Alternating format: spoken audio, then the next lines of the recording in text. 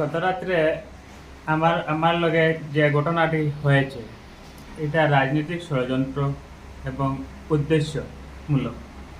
আমার বিরুদ্ধেই আমাকে করেছে। বাবলু নামে একটি ছেলেকে দিয়ে আমাকে বাজার থেকে নিয়ে একটি বিচার সভা বসা নির্দেশ।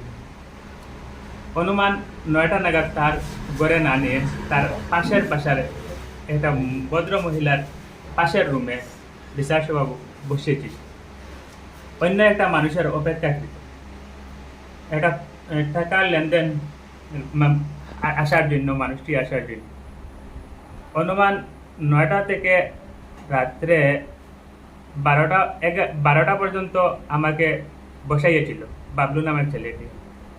এরপরে আমাকে 30,000 টাকা ডিমান্ড করেছিল যে আমি যে ছেলেটি আসে নাই এই ছেলেটির 30,000 টাকা আমি দিতে হবে, আমি বিচারি হিসাবে ওনার বিচারও আমি ছিলাম বলে।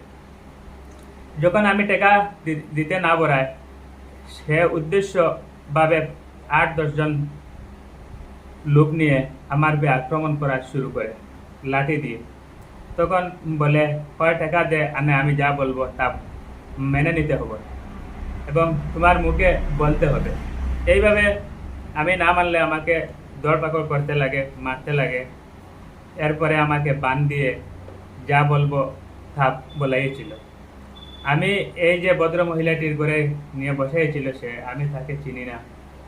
আমাকে একটা উদ্দেশ্য পরিকল্পিতভাবে রাজনৈতিক ষড়যন্ত্র